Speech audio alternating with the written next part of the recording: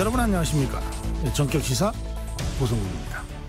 오늘 국회 본회의에서는 방송사법 그리고 국회로 되돌아온 최상병 특검법 재표결이 있을 예정입니다. 여야가 격돌할 것으로 보입니다. 그리고 어제부터 오늘까지 이틀 이어지는 이진숙 방송통신위원장 후보자에 대한 국회 인사청문회에서도 여야 격돌이 예상됩니다. 네, 전국 상황 오늘 국민의힘 안철수 의원, 더불어민주당 이훈기 의원 차례로 입장 듣는 시간 갖겠습니다. 매주 목요일 코너죠. 진격의 경제 그리고 문화 이슈에서도 다양한 소식 준비했습니다. 7월 25일 목요일 전격 시사 출발합니다.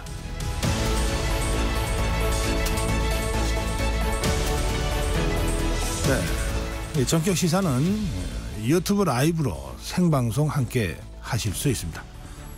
문자 참여도 해 주십시오. 참여 문자 짧은 문자 50원, 긴 문자 100원, 샵 9730입니다. 콩 어플도 무료입니다. KBS 1라디오 채널 정치경제사회문화 각종 명품 컨텐츠가 지금 여러분을 기다리고 있습니다. 구독과 좋아요 그리고 댓글로 참여해 주시기 바랍니다.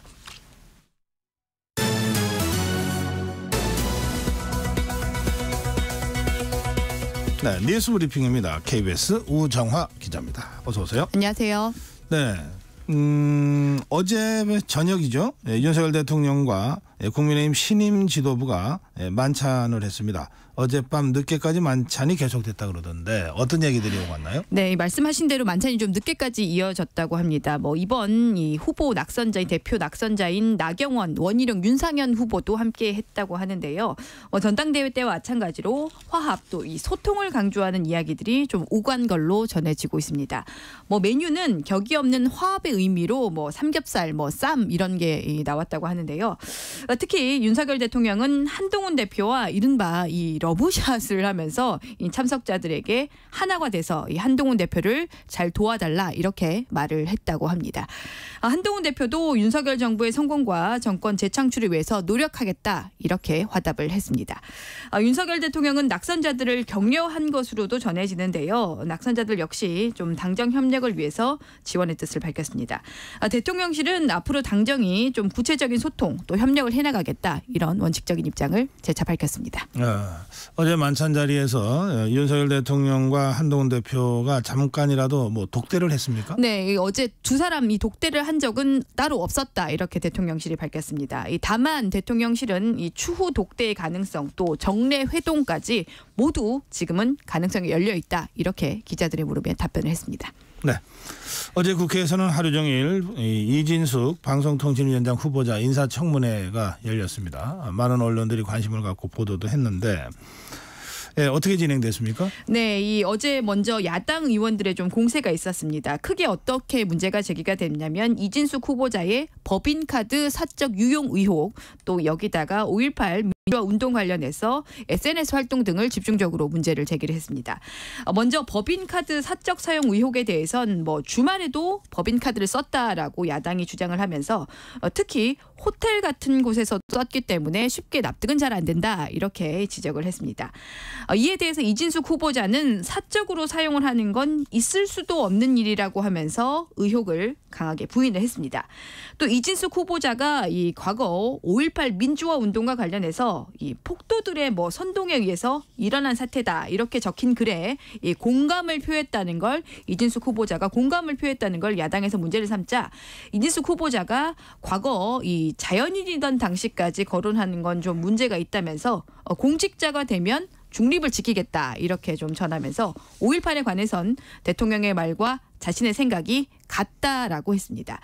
지금의 이 방통위 2인 체제죠. 이 2인 체제와 관련해서도 문제 제기가 계속 나왔었는데요. 이것과 관련해서는 여야가 이 직접 논쟁을 좀 주고받았습니다. 여당은 추천을 안 한 민주당의 책임이다라고 했고 야당은 이 추천 요청을 안 한 대통령 책임이다 이렇게 맞받기도 했습니다. 네. 그런데 이진수 후보자 청문회에서 시작부터 뭐 신경전이 좀 있었다고요? 예, 어제 좀 신경전이 좀 계속 있었습니다. 뭐 어제 이 기자들 사이에서 뭐 전운이 감돈다 이런 표현을 뭐 계속 썼을 정도로 뭐 이런 어제 긴장감이 좀 높았는데요. 시작부터 이진숙 후보자 이 최민희 과방위원장 간에 먼저 신경전이 있었습니다. 최민희 위원장이 이 자기가 인사를 하려고 했는데 이진숙 후보자가 인사를 안 받아줬다라는 식으로 이야기를 했고 뭐 결국 어떻게 해서 두 사람이 악수를 하긴 했는데 이 최민희 위원장이 이 저와 이 싸우려 하시면 안 된다라고 이렇게 귓속말을 하면서 네. 시작부터 견제구를 좀 날리기도 했습니다. 여당 측은 이 청문회 내내 이 행정 역량 등을 갖췄다면서 이진숙 후보자를 옹호를 하는 입장이었고 야당은 이 도덕성은 물론 이 편향적인 사고까지 있다면서 이 후보자 이 방통위원장으로서 부적절하다면서 사퇴를 촉구를 했습니다.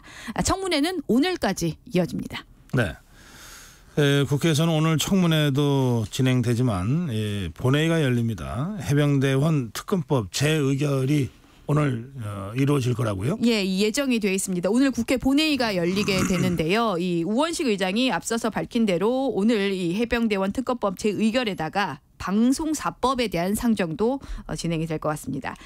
국민의힘은 반대를 해왔죠. 국민의힘은 무제한 토론, 이 필리버스터로 방송사법의 강행 철회에 대해서 맞서겠다는 방침을 보여서 오늘 또 여야 충돌이 불가피할 것 같습니다.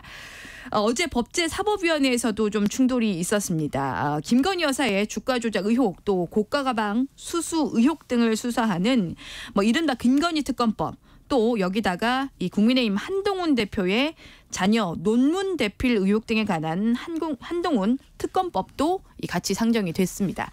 그래서 지금 곳곳에서 뭐 여야의 충돌이 계속 벌어지고 있는 상황입니다. 네, 저희가 묶어서 방송사법이라고 하지만 법안이 4개니까 필리버스터가 된다면 법안 하나하나에 대해서 필리버스터가 이루어질 거기 때문에 며칠간 시간은 네. 좀 걸릴 것 같군요. 저희가 어제 이 시간에도 전해드렸는데 그 인터넷 전자상거래 플랫폼이요. 위메프와 티몬 정산 지연 사태가 이게 파장이 좀 커지는 것 같은데 간밤에 고객들이 본사에까지 찾아갔다고요? 예, 본사에 좀 이 성난 고객들이 몰렸습니다. 밤사이에 결제를 했는데 지금 환불을 못 받는 상황이 지금 벌어지다 보니까 이 고객들이 이제 몰려왔는데요. 오늘 새벽에 0시가 넘어서 이 고객들이 좀 몰려오니까 오늘 새벽 0시가 넘어서 위메프 대표가 결국 이 현장에 나왔고 항의가 정말 빗발쳤습니다. 한 200명 넘게 이 고객들이 몰려왔다고 하는데요. 네. 환불을 좀 빨리 해달라 이렇게 요청을 했습니다. 결국에 현장에서 류화연 이 위메프 공동 대표 이사가 직접 사과를 했다고 합니다. 불편을 끼쳐서 죄송하다, 뭐 사죄를 한다라고 하면서 소비자 피해가 없도록 최선을 다해서 보상하겠다 이런 일단 원칙적인 입장을 밝혔습니다. 환불받은 소비자들도 있습니까? 그러면? 네, 오늘 새벽에 이 현장에 왔던 소비자들, 이 고객들은 환불을 좀 받은 분들이 있습니다. 이 환불을 받은 소비자들은 뭐 대부분 이번에 이 휴가철 앞두고 네. 이 수백만 원에 달하는 이 휴가 상품을 이곳에서 이 전자 플랫폼에서 할인을 받아서 결제한 사람들인데 이 말씀드린 대로 수백만 원 정도도 다 일반적이라고 합니다. 위메프는 이렇게 항의를 하러 온 이 환불을 받으러 온 분들에 대해서 새벽 2시쯤부터 확인 절차를 시작을 했고 새벽 3시쯤부터 오늘 새벽 3시쯤부터 환불을 해주기 시작을 했습니다.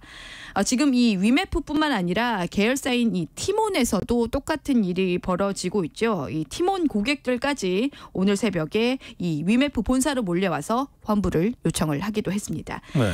일단 지금은 위메프 본사에서 직접 피해를 접수한 사람들을 우선으로 지금 환불이 되고 있는 상황이라고 합니다. 아직까지 현장에서 뭐 피해 접수를 못한 고객들 환불 문제는 뭐 여전히 남아 있는 상태인데다가 특히나 지금 이 영세한 판매자들이 이 판매 대금을 못 받는 지경이다 보니까 뭐 이러다 보니까 줄도산 위기 가능성까지 거론되고 있어서 이번 상황, 이번 파장이 조금 더 오래 갈 수도 있을 것 같은 상황입니다. 예. 판사 탄핵 관련해서 국회에 거짓 답변서를 보낸 혐의로 검찰이 김명수 전 대법원장 경찰청에게 소환을 통보했습니다. 네, 이 소환 통보를 했는데 어떤 혐의인지 먼저 좀 간단하게 말씀드리면 네. 문재인 정부 시절에 이른바 이 사법농단 의혹 사건에 연루돼서 이 법관 탄핵 대상으로 거론이 됐던 임성근 전 부산고법의 부장판사가 있습니다. 당시에 임성근 전 판사가 지난 2020년 5월에 당시의 대법원장이었던 김명수 전 대법원장을 만나서 사표를 수리를 해달라 이렇게 요청을 했습니다. 네. 당시에 김명수 대법원장은 국회 탄핵 논의를 이유로 이런 요구, 이 사표 요구를 반려를 했습니다. 이 상황을 두고 김명수 당시 대법원장이 국회에 뭐라고 답변을 했냐면 면담에서 탄핵을 언급한 적이 없다. 이렇게 했습니다. 네. 하지만 그 당시 임 전 판사 측이 이 면담 내용이 담겼던 녹취 파일을 공개를 했는데 그 녹취 파일을 들어보니까 분명히 김명수 당시 대법원장이 탄핵을 언급하는 대목이 나옵니다. 네. 그래서 국회 답변과는 다른 거죠. 당시에 김명수 전 대법원장이 뒤늦게 인정을 하고 사과를 했었습니다. 결국 거짓 해명이 좀 드러나서 직권남용과 허위 공문서 작성 혐의로 검찰에 고발이 됐고 이제 이 소환이 이걸로 되는 겁니다. 네. 이 대법원장이 국회에 답변서를 제출한 것은 공문서에 해당되니까 네. 허위 공문서 작성 혐의가 이제 적용이 돼서 고발이 된 거군요. 자, 그러면 사법부의 전 수장, 전 대법원장이 결국 검찰 조사를 받게 됐다는 뜻이네요. 네, 이 만약에 이 출석을 하게 되면 이 사법농단 의혹으로 이 조사받았던 양승태 전 대법원장에 이어서 이 사법부 전 수장에 대한 헌정사상 이 두 번째 검찰 조사가 되는 겁니다. 김 전 대법원장은 출석 가능성도 지금 좀 높은 상황으로 보이고 있습니다. 네. 북한이 어제 그 오물 풍선을 다시 날려보냈는데 용산 대통령실 청사에도 떨어졌다고요? 네, 말씀하신 대로 어제 처음으로 용산 대통령실 청사 경내에도 떨어진 걸로 확인이 됐습니다.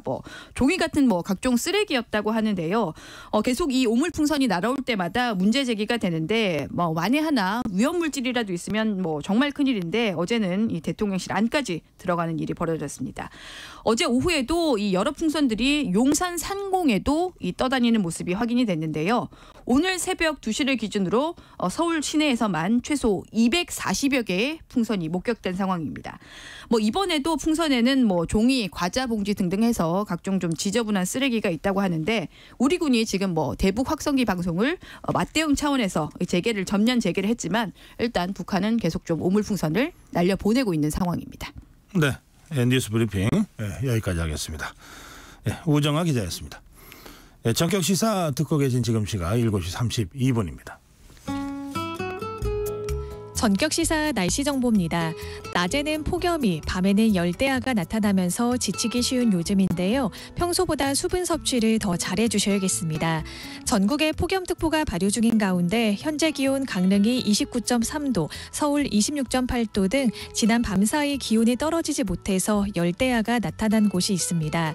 한낮에는 찜통 더위가 이어지겠습니다. 서울과 원주, 강릉 33도, 청주와 전주, 대구는 35도까지 오르겠고요. 습도가 높아서 체감 더위는 이보다 더 덥게 느껴지겠습니다. 당분간 폭염이 계속되기 때문에 건강관리 잘해주시기 바랍니다. 오늘 전국엔 가끔 구름이 많겠고요. 제주도에는 비가 내리겠습니다. 내일은 전남과 경남 지역에도 비가 내리겠는데요. 모레까지 남해안과 제주도에는 많은 비가 예보돼 있습니다. 오늘부터 모레까지 제주도 남부에는 최대 200mm 이상, 산지에는 300mm 이상의 매우 많은 비가 내리겠고요. 내일과 모레 남해안과 지리산 부근에도 최대 120mm 이상의 많은 비가 내릴 것으로 예상됩니다. 앞으로 발표되는 기상 정보를 참고하시기 바랍니다. 기온이 점차 오르면서 오늘 밤까지 전국 대부분 지역에는 소나기가 지나는 곳이 있겠습니다. 지금 서울의 기온은 27.1도입니다. 지금까지 날씨 정보의 조하늘이었고요. 이 시각 교통 상황을 KBS 교통정보센터의 김민희 씨가 전해드립니다. 출근 정체가 상습 정체 구간 중심으로 빠르게 늘고 있습니다. 중앙고속도로 부산 쪽으로 굴지터널 부근 2차로에서는 장애물을 처리하고 있고요. 반대 춘천 쪽으로 가산 일대의 정체는 작업 여파입니다. 평택 제천고속도로 제천 쪽으로 동충주 부근 4구는 갓길에서 처리하고 있습니다. 반대 평택 쪽으로 평택터널 부근에서는 3차로와 갓길을 막고 고장난 차를 처리하고 있습니다. 경부고속도로 부산 쪽으로는 먼저 잠원부터 서초 사이로 정체고요. 이후로 오산에서 남사 진이 사이로는 8km 구간에서 더디게 지납니다. 서울시내 올림픽대로 공항 쪽으로 노량진 수산시장 부근 4차로에서는 사고가 났는데요. 정체는 올림픽대교부터 긴 구간에서 이어지고 있습니다. KBS 교통정보센터였습니다.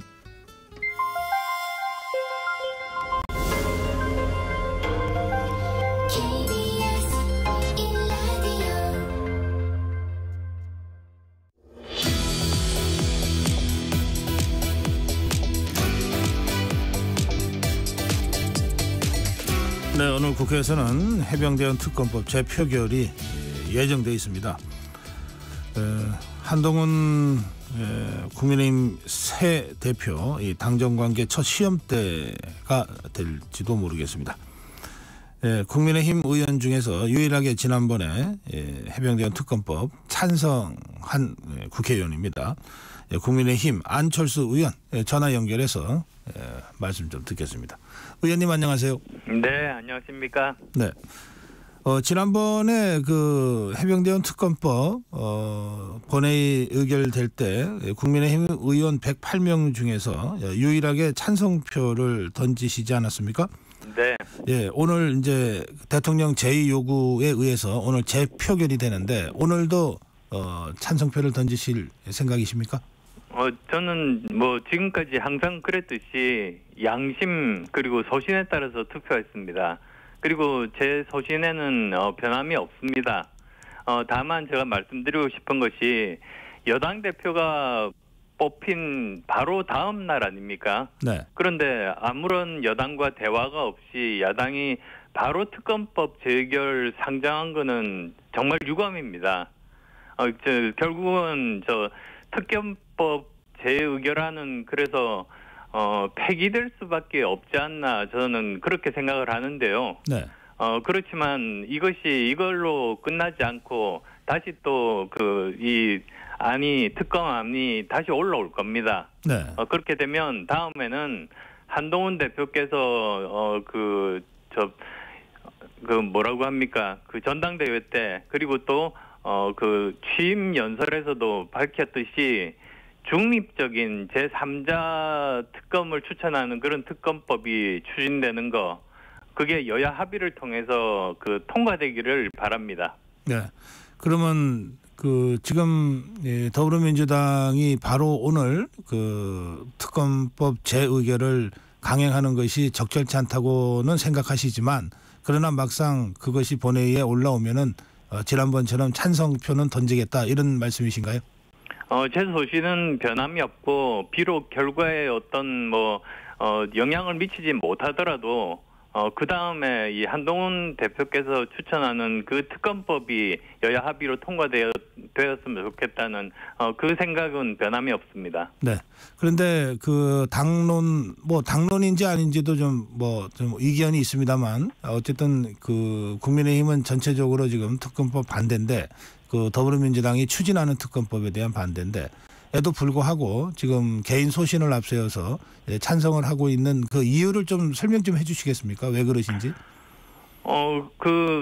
정말 국가가 존재하는 이유가 각 개인들이 이렇게 세상을 살아가면 생명과 안전의 위협을 느끼지 않습니까? 그래서 아주 고대 때부터 사람들이 모여서 국가를 형성하는 이유가 가장 중요한 것이 개인의 안전과 생명을 지키기 위함입니다. 그리고 거기에는 저는 여야가 없다고 생각합니다. 네. 그리고 그런 국방과 안보 그리고 또 국가를 위해서 생명을 바친 사람들에 대한 국가가 할 수 있는 최고의 보훈 이것이 가장 핵심적인 국가의 가치다. 저는 그렇게 생각하고 있습니다. 네, 알겠습니다. 안철수 의원 최상병 일주기 앞두고 대전 국립현충원 묘소를 참배하신 걸로 제가 알고 있습니다. 그렇습니다. 네. 추경호 원내대표 등 지도부도 최상병 묘소를 참배했는데 언론에는 알리지 않았고요. 네. 이 최상병 이 추모와 관련돼서는 국민의힘의 이런 움직임에 대해서는 어떻게 생각하시는지요? 저는 우리 당의 다른 의원님들도 이 국가를 위해서 꽃다운 목숨을 바친 최상병 죽음을 추모하는 마음이 저와 다르지 않을 거라고 생각합니다. 네. 그게 그 국회의원들 그리고 또 국가를 구성하는 국민들의 공통된 마음 아니겠습니까? 네. 그럼 오늘 이 본회의 상황은 지켜보면서 또 해병대원 특검법이 다시 그 본회의 상정됐을 경우에 안철수 의원의 그 소신대로 어떤 행동을 하는지 이제 국민들이 지켜볼 것 같습니다. 네. 자, 이 전당대회가 막 끝났습니다. 어떻게 평가하십니까? 전당대회 사실 보신 분들은 다 아시겠지만 아주 실망이 컸습니다. 사실 우리 당이 집권 여당으로서 저 헌정사상 최대의 참패를 했지 않습니까? 그렇게 되면 왜 국민들이 이제 여당에 대해서 신뢰를 잃었는가? 그것을 제대로 분석을 하고 거기에 따라서 제대로 무엇을 바꾸면 다시 국민들의 신뢰를 얻을 수 있을 것인가? 이제 그쪽에 대한 정책 토론이 되는 것이 저는 정상이라고 생각합니다. 네. 근데 그런 것은 거의 나오지 않고 오히려 서로 네거티브 공세만 이렇게 취하다 보니까 어떤 분은 그러시더라고요. 마치 그 총선에서 대승을 거둔 그런 정당의 전당대회를 보는 것 같다. 이렇게 말씀을 하셨습니다. 그래서 그런 점이 참 아쉬운데요. 네. 지금부터라도 당선된 그 한동훈 대표께서 제대로 우리가 왜 졌고 무엇을 바꾸면 될 것이고 이런 점들을 제대로 잘 구현해 주시기를 바랍니다. 네. 네, 의원님 말씀대로 총선 참패 원인을 냉정하게 진단하고 그것을 넘어설 수 있는 대안을 모색하는 전당대회가 됐어야 됐는데 이제 그렇게 못했다는 것 아닙니까? 네. 그걸 하기 위한 작업이 사실은 총선 백서 작업 아니었나요? 네, 그것도 그 중에서 일부입니다, 사실은. 네, 그런데 그렇습니다. 총선 백서는 마무리가 됐는데도 공개를 전대 이후로 늦췄는데 이건 어떻게 평가하십니까? 저는 사실은 가장 빨리 나오는 게 바람직하다고 생각합니다. 네. 그리고 또 저 총선 백서 사실 저도 비슷한 작업을 해봐서 제가 말씀을 드릴 수가 있는데요. 네. 사람들이 시간이 지나면서 자기도 모르는 사이에 자기의 기억이 바뀝니다. 그렇기 때문에 가장 중요한 것은 총선이 끝나고 가능하면 2주 정도 내에 네. 원래 어떤 후보를 지지했는데 그 과정 중에 어떤 일 때문에 어떤 후보로 바뀌었다. 이런 것들을 면밀하게 다 조사를 해야 됩니다. 아하. 그렇게 해야지만이 무엇을 잘못해서 이분들의 마음이 돌아섰구나. 특히 이제 중수청이라고 그러지 않습니까? 네. 중도와 수도권과 청년. 그리고 청년들의 그런 마음들을 다시 잡기 위해서는 그 데이터가 꼭 필요한데 우선은 첫 번째로는 너무 조사가 좀 늦었습니다. 아하. 예. 그래서 과연 그게 실효성이 있는지를 잘 모르겠고요. 네. 그다음 또 두 번째로는 이것이 어느 한편의 정치적인 유불리를 떠나서 정말 정확하고 객관적으로 이 보고서가 만들어졌다는 전제하에서는 그것이 후보들 모두들에게 교훈이 될 수 있는 거죠. 네. 그래서 나는 이런 부분들에 대해서 뼈아프게 반성을 하고 이 부분은 내 책임이고 그래서 나는 어떻게 고치겠다. 그랬으면 아마도 이런 네거티브 공세보다는 좀 더 정책적인 그런 토론회가 될 수 있지 않았을까 그런 점이 좀 아쉽습니다. 예. 전대 전에는 유력한 당권 도전 후보 중에 한 사람으로 언론에서 많이 거론이 됐었는데 결국 불출마를 하지 않았습니까? 네. 지금 전대가 끝나고 나서 또 전대가 의원님 생각과 기대만큼 어떤 생산적인 전대로 이루어지지 못했다고 지금 말씀하시니까 혹시 후회 안 하십니까? 그렇지는 않습니다. 오히려 지금도 현재 진행 중인 가장 큰 민생 현안이 의정 갈등입니다. 아하, 예. 그 다음에 또 지금 현재 고물가 그리고 또 고금리 그리고 고환율 또 이제 집값도 지금 들썩들썩거리지 않습니까? 네. 이런 그 민생 경제에 해당되는 부분들, 이런 부분들을 해결을 하지 않고 한 달, 두 달 그대로 놔둬버리면 훨씬 더 상황이 악화됩니다. 그래서 제가 할 일이 그 일이라고 보고 거기에 집중을 해서 여러 가지로 뭐 알려진 부분도 있고, 그리고 또 뒤쪽에서 이렇게 서로 만남을 주선해서 서로 협의를 하고 합의를 하게 하는 그런 노력들을 굉장히 많이 했습니다. 예. 예, 말씀하셨으니까 가장 시급하고도 중요한 민생이 의정 갈등 해소다 이런 말씀하셨는데 어떤 방향으로 이 문제 해결해야 된다고 생각하십니까? 네, 뭐 우선 아시겠지만 지금은 의료 대란이지만 이제 의료 붕괴로 점점 가고 있습니다. 그래서 이대로 가면 아마도 한두 달 내로 지방 의료원들이 도산될 겁니다. 아하. 지방 의료를 강화시키려고 시작한 일인데 지방 의료가 완전히 초토화되는 거죠. 그리고 또 7,000명 전공의가 사라집니다. 그러니까 7,000명 전공의를 키우려면 도대체 몇 년이 걸릴지 모르겠습니다. 네. 그다음에 또 의사고시를 안 본다고 합니다. 그 보통 그 3,000명 정도니까 네. 올해는 의사가 한 명도 안 나올 수 있는 거죠. 네. 그렇게 되면은 공중보건이 인턴, 군의관 한 해가 완전히 비어버리는 이런 사상 초유의 사태를 겪게 되는데 이것을 잘 극복할 수 있는 방법이 현재로서는 보이지 않습니다. 아하.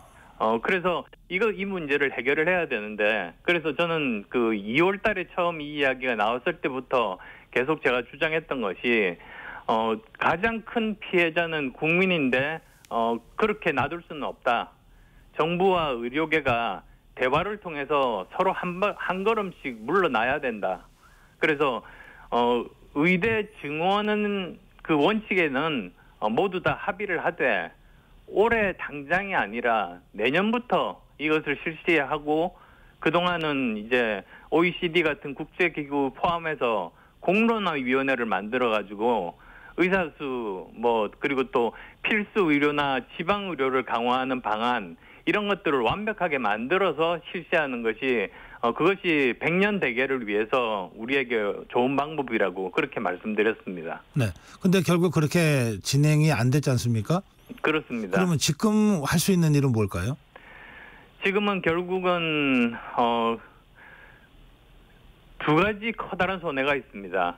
한쪽은 지금 의료 시스템이 거의 지금 붕괴가 되면서 벌써 비공식적으로는 그 건강보험이라든지 또는 복지부에서의 그 여러 가지 그 돈들이 한 2조 이상 이렇게 지금 쓰였다고 합니다. 네. 아무런 그런 효과도 없이요. 그런데 또 한편으로는 보면 카이스트라든지 포항공대 학생들이 반수를 하면서 학교를 휴학을 하고 내년에 그 1,500명 증원될 그 의대에 들어가려고 지금 그러고 있습니다. 네.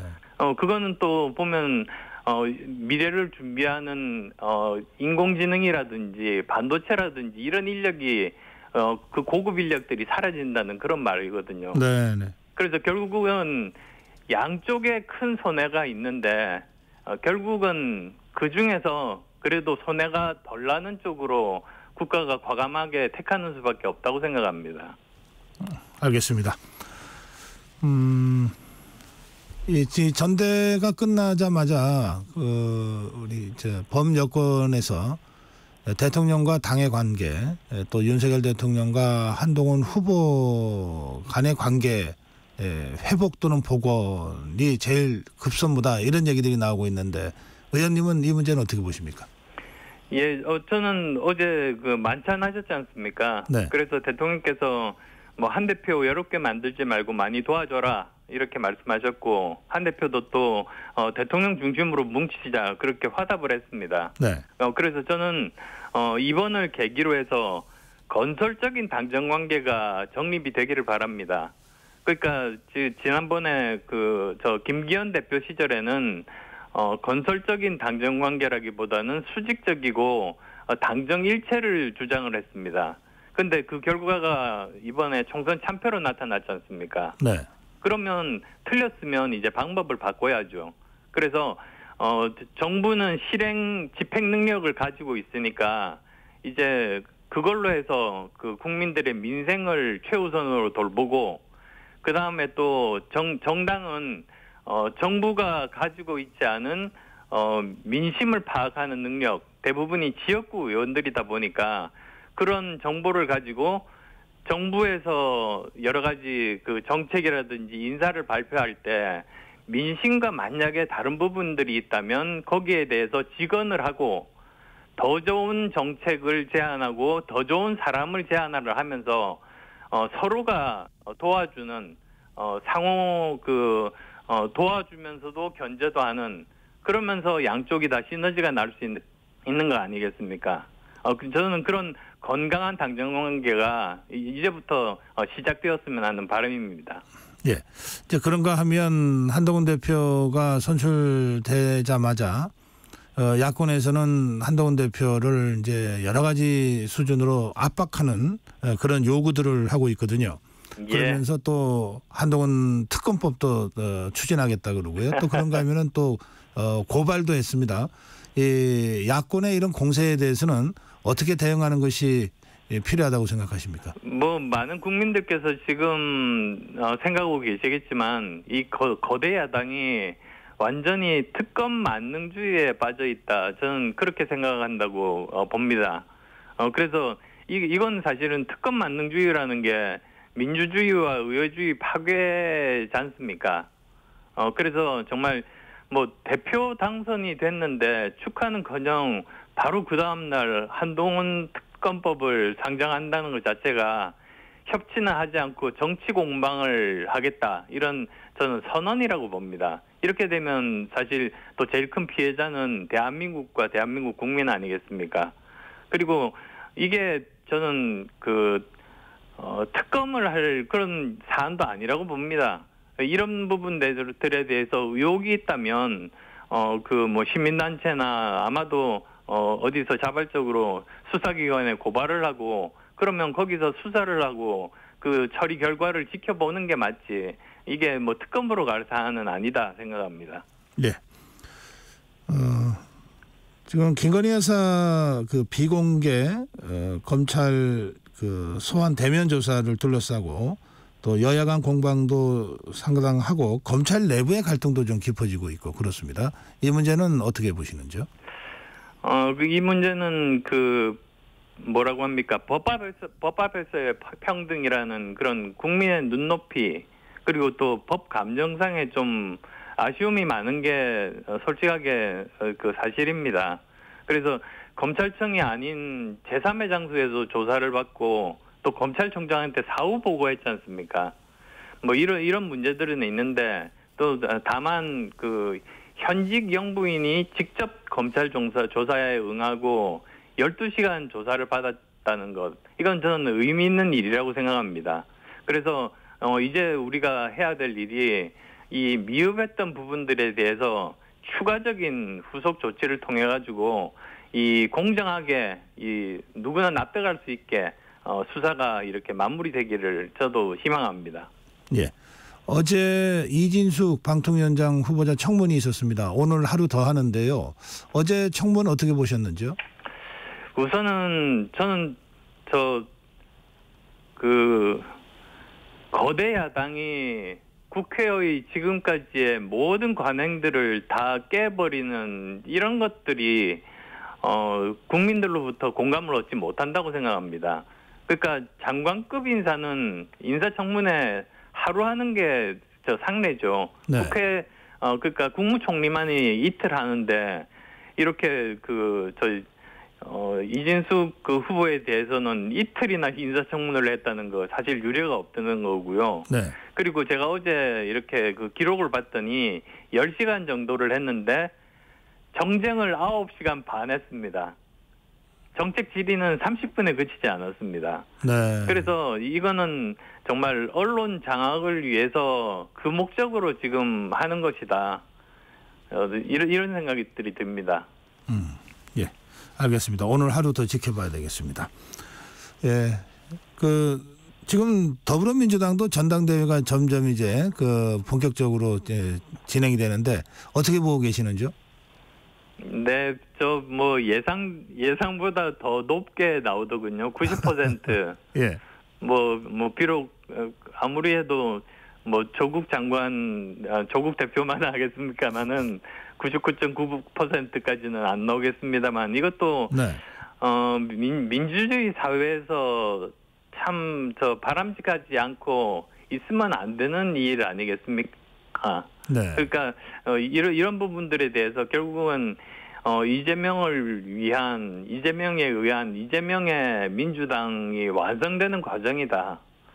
저는 이렇게 보고 있습니다. 참 불행한 일입니다. 예, 알겠습니다. 예, 시간이 다 돼서요. 제가 22대 국회는 이제 처음으로 제가 인터뷰를 하는데 의정 활동 각오 아까 민생 강조하셨는데 짧게 마무리 인사 말씀 부탁드립니다.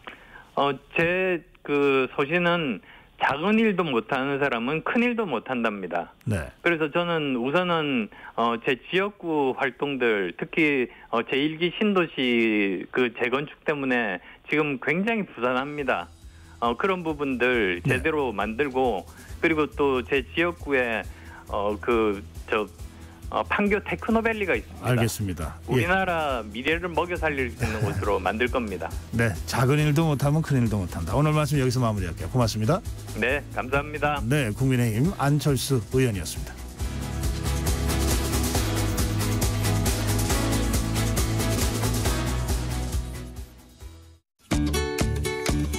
KBS 라디오 기후위기 대응 캠페인 지구를 안녕하세요. 벨기에에서 온 환경 사랑하는 줄리안입니다.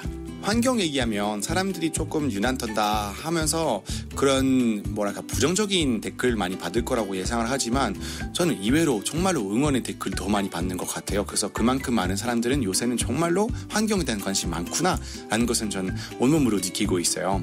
핸드폰 되게 많이 하잖아요. 그래서 우리가 다 함께 알고리즘을 조금 더 친환경으로 바꾸는 것을 함께 했으면 좋겠습니다. 그래서 여러분들이 너무 슈퍼카 타고 다니고 과소비하는 사람들에게 좋아요 누르는 것보다 좀 더 환경적인 그런 컨텐츠에서 좋아요 누르고 댓글 누르고 하는 게 굉장히 좋을 것 같아요. 그래서 이 프로그램도 너무 취지 좋기 때문에 KBS 게시판에 이런 거 해서 너무 좋다 이런 얘기 한다거나 하시면 확실하게 더 컨텐츠 많아질 거기 때문에 손가락으로 알고리즘 조금 더 친환경적으로 바꿨으면 좋겠습니다. 해외에서 그런 평가를 봤을 때 한국인 특히 기후변화에 대응해서는 거의 꼴찌꼴이거든요.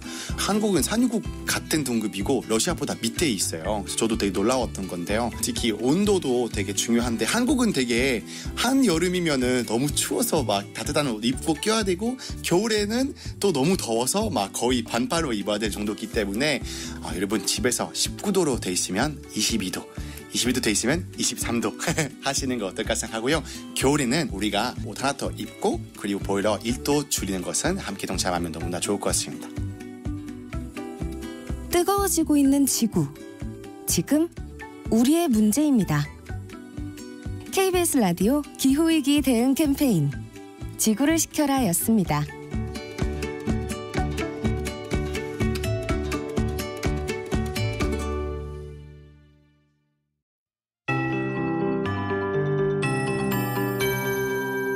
KBS 58분 날씨. 중복인 오늘도 전국에 폭염이 이어지겠고 곳곳에는 소나기가 지나겠습니다. 현재 일부 강원 산지를 제외한 전국에 폭염경보나 주의보가 내려져 있는데요. 지난 밤사이 기온이 떨어지지 못해서 최저기온이 25도를 웃도는 열대야가 나타난 곳이 있습니다. 현재 기온 강릉이 29.5도, 서울은 27.5도를 나타내고 있습니다. 한낮에는 기온이 더 크게 올라서 찜통 더위가 나타나겠는데요. 낮 기온 서울과 원주, 강릉이 33도, 청주와 전주, 대구는 35도까지 오르겠습니다. 습도가 높아서 체감더위는 이보다 더 덥게 느껴지겠습니다. 기온이 오르면서 대기가 불안정해져 오늘 밤까지 전국 대부분 지역에 소나기가 지나겠는데요. 예상되는 소나기의 양은 수도권과 강원도에 5에서 40mm, 충청과 남부지방에는 5에서 60mm 정도고요. 벼락을 동반해 시간당 30mm 안팎으로 매우 강하게 쏟아질 수 있겠습니다. 오늘 오늘 전국엔 가끔 구름이 많겠고요. 구름 사이로 볕이 강하게 내리쬐겠습니다. 제주도에는 비가 내리겠습니다. 내일은 전남과 경남 지역에도 비가 오겠는데요. 모레까지 남해안과 제주도에 많은 비가 예보돼 있습니다. 앞으로 발표되는 기상 정보를 참고하셔야겠습니다.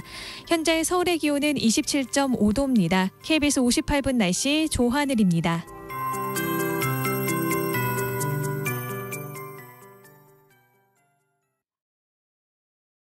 정성을 다하는 국민의 방송 KBS가 8시를 알려드립니다. AM 711kHz, FM 97.3MHz, KBS 1라디오입니다. HLKA.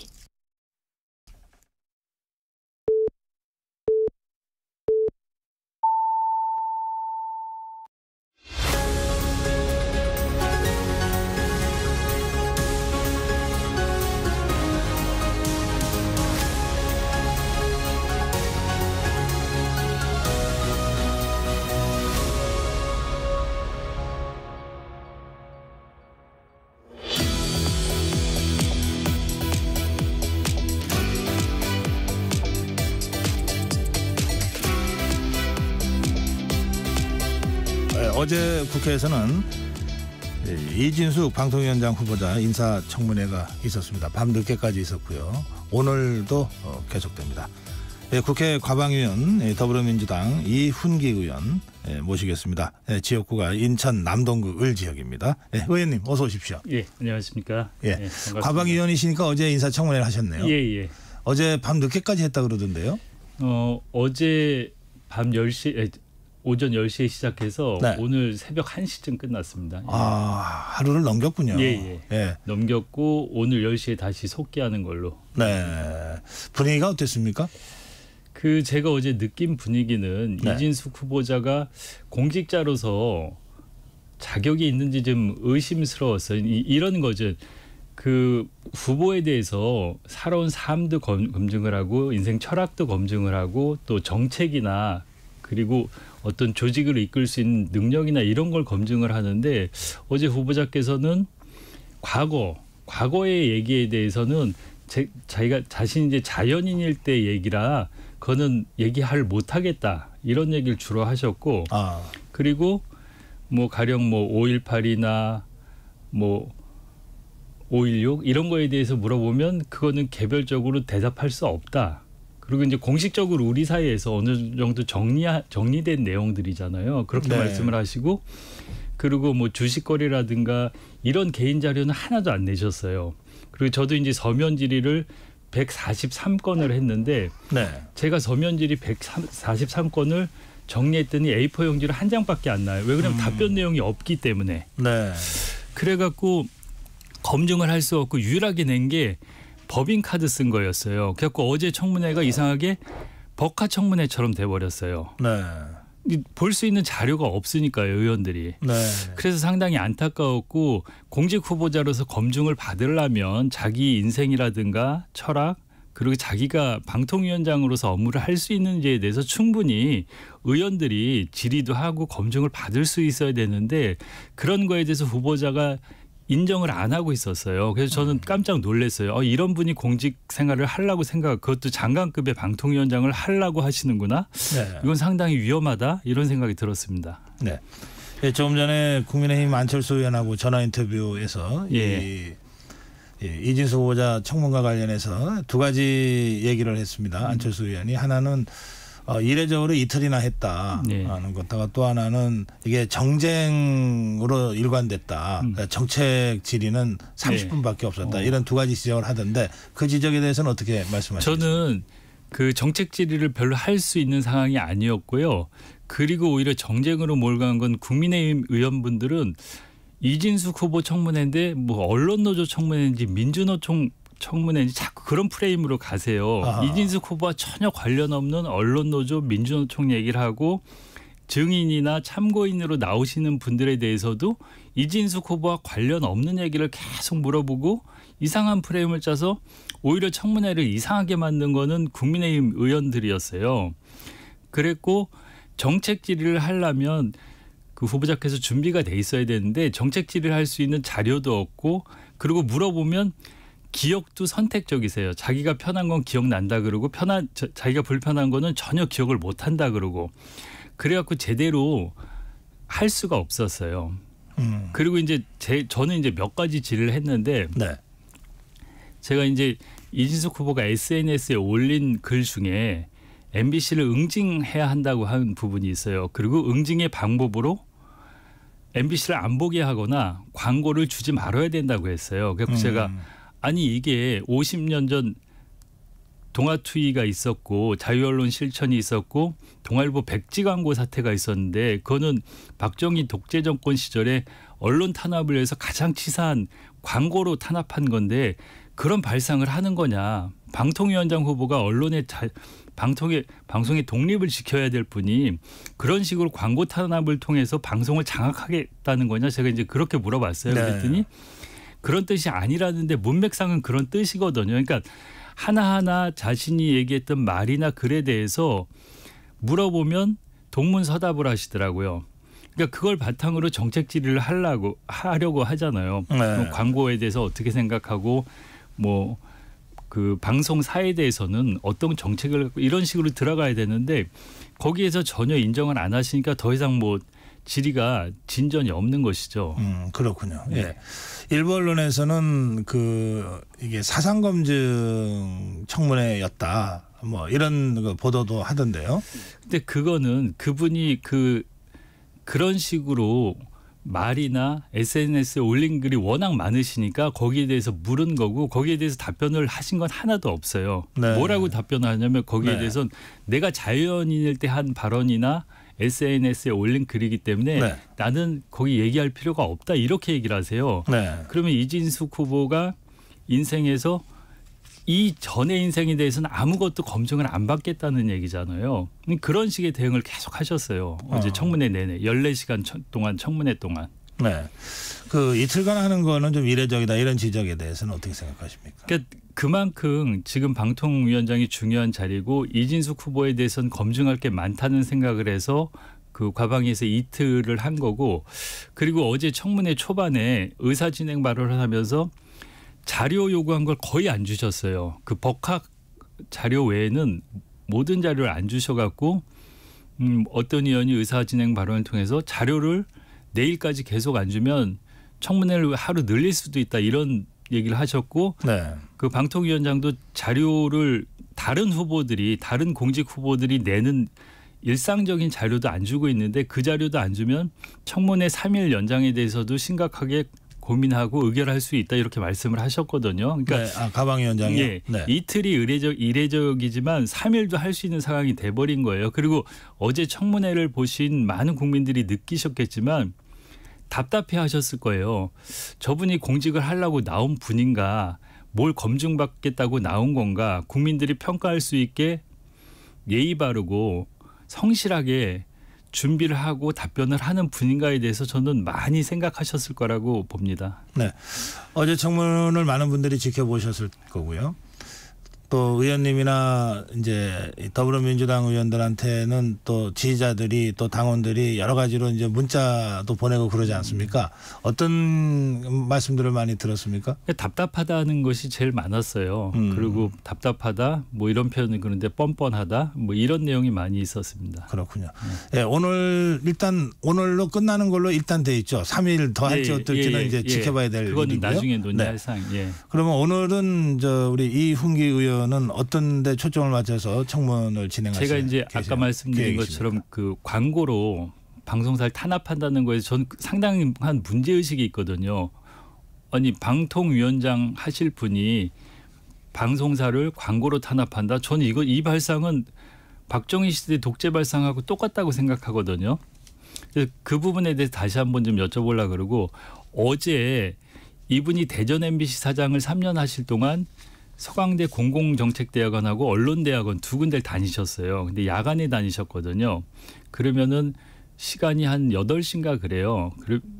그러면 대전 MBC에서 서강대까지 186km인가 그런데 그거를 일주일에 3번 월화수를 다녔어요. 그러면 대전 MBC의 일을 소홀히 했든지 아니면 학교를 소홀히 했든지 뭐 두 가지 문제가 있는데 거기에 대해서도 처음에는 어느 요일에 학교를 갔는지도 기억을 못한다 그러시고 어느 타임에 학교를 갔는지도 모르신다 그러고 뭐 정확히 대답한 게 없으세요. 네. 그리고 제가 보면 대전 MBC 사장 시절에 3일은 대학원 때문에 서울에 와 있고 목요일 금요일은 주로 법인카드를 서울에서 저녁에 이용하셨어요. 그럼 월화수 서울에 있고 목금 또 서울에 있고 대전 MBC 사장으로서의 업무는 언제 했으며 그리고 대전 MBC 사장이 지역에서 할 일도 많지 않습니까? 원래 지역사 사장들은 지역과의 어떤 소통도 많이 하고 지역의 어떤 아젠다도 같이 만들어가고 그런 네. 역할을 하는데 대전 MBC 사장이 서울에서만 활동을 했다? 그리고 저한테 또 위증 같은 게 좀 저한테 이제 의심되는 게 지적당한 게 광고주를 만나러 서울 와서 역할을 했다 그런데 대전 MBC 지금 지역 MBC나 지역 민방은 광고를 스스로 판매하지 않고 결합 판매를 하거든요. 서울 MBC에서 해주는 걸 갖다 하고 네. 지역 민방은 SBS가 하는 걸 지역 민방들이 받거든요. 지역 MBC 사장이 광고를 직접 판매하면 불법이거든요. 그러니까 저는 그런 게 의원들이 모른다고 생각을 하는지 말도 안 되는 거짓말 위증을 하시는 거예요. 자기가 광고주를 만나고 광고 판매를 했다는 식으로. 그렇게 검증할 부분이 한두 가지가 아니었어요. 네. 그리고 워싱턴 특보원 시절에 권재용 부사장하고 갈등이 있어서 뭐 투서 사건이 있고 이랬는데 이것도 그런 일이 없다고 또 위증을 하셨고 제가 보기에 어제 위증을 한 것만 해도 몇 개가 돼요. 그래서 제가 오늘 다시 한번 그 부분을 검증을 하려고 하고 예. 그리고 정책적으로는 저는 그 옛날에 국정원에서 언론사 장악을 위해서 만든 문건이 있는데 저는 그 문건대로 지금 시행돼 가고 있다고 생각을 하거든요. 그래서 거기에 대해서도 좀 질의를 하려고 그러고 그리고 이진숙 본부장으로 있을 때 MBC 위키트리하고 그 자회사인가 쪽하고 2억 5천을 주고 어떤 그 여론을 형성하고 나쁘게 얘기하면 조작이겠죠. 이런 계약을 한 게 있어요. 그래서 제가 몇 개 언론사에 줘서 오늘 기사가 많이 나왔는데 그것도 좀 충분히 검증을 해야 된다고 생각을 합니다. 알겠습니다. 네. 조금 전에 국정원 언론 장악 문건은 언제 때 그게 얘기입니까? 2010년 문건인가 그럴 거예요. 제가 지금 가져오지 않아서 정확히 기억이 안 나는데 이명박 정부 때 만들어졌던 그 문건. 원세훈 국정원장 있을 때 그것 때문에 문제가 됐고 그 문건의 실체는 확인이 됐고 거기 내용을 자세히 보면 MBC를 어떻게 하겠다 그 내용이 나오거든요. 네.